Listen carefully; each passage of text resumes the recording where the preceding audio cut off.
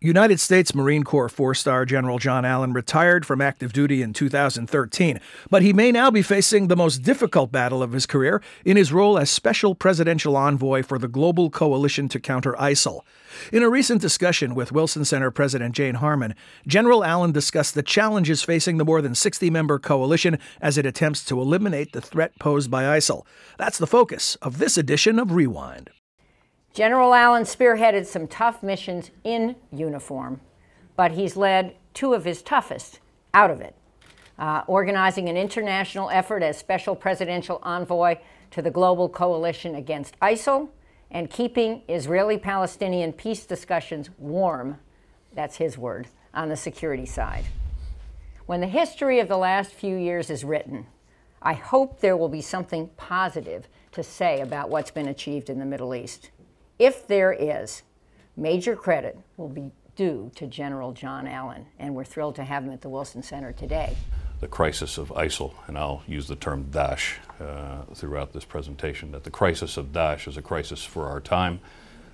It's a crisis within the region, and it's not just an issue associated solely with Syria or with the potential fragmentation of Iraq. It is a crisis that can come home to all of us in the context of foreign fighters. Foreign fighters are something we're going to live with for a long time. Foreign fighters originate for a particular reason in source countries, and as they generally are recruited, mostly through social media, they can be recruited, indoctrinated, and targeted, and sometimes not even have to leave the home country. So it's not just important that we delegitimize the movement of Daesh.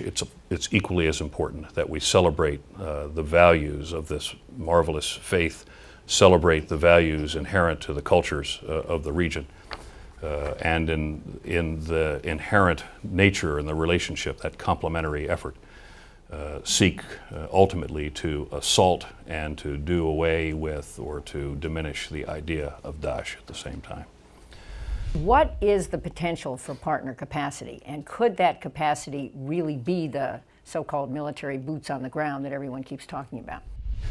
Because we're dealing with Daesh across boundaries, because we view Daesh as a threat to two countries in particular, but a region more broadly and to the international community by virtue of its reach and direct and indirect influence.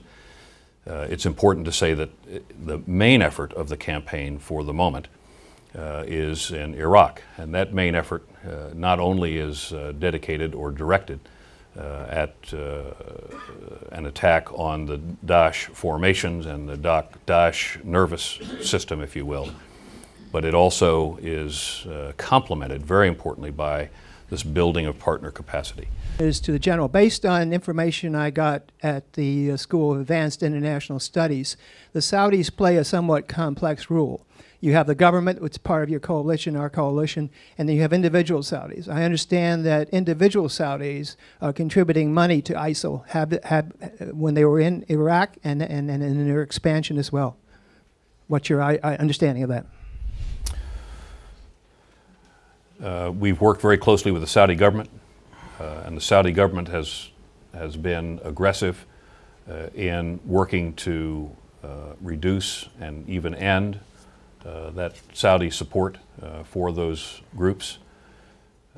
You're exactly correct. It is a complex relationship. They were here just yesterday as we continued to work on the strengthening and deepening our partnership with Saudi Arabia in this respect. So whether it's humanitarian assistance to the region in particular, specific provision of arms and equipment to elements that we're beginning to train, whether it's joining us in the air over Syria to attack directly Daesh targets, or taking domestic measures to staunch the flow of individual contributions to these extremist Salafist Takfiri organizations. I would simply say that Saudi Arabia has been very active in the context of the coalition and is looking to do more, and it's a very positive contribution. Could you elaborate a bit on your fifth point about the interface with worldwide Islam? and tapping and mobilizing the horror of worldwide Islam towards this, and also attempting to undermine the notion that this crowd is a legitimate beginnings for a Islamic caliphate, this deep-seated longing for centuries. How do we undermine that notion that this crowd is legitimate holders of this idea? I think one of the most important aspects of this undertaking is that we seek, and really more importantly, the region seeks to be the leading voices in this regard. The value in the region of an American condemnation of Daesh often will ring very hollow. I think the members of the coalition operating along this delegitimization line of effort are developing the common themes on which we all agree, and I think we can all agree on many of the common themes. It is how they're ultimately expressed, by whom, where, and when, that requires the art associated with the science of this kind of an approach. In the end, Daesh is defeated when we have killed the idea of Daesh, and I think that's what very positively the members of the coalition are interested in, combining their respective assets to kill the idea of Daesh.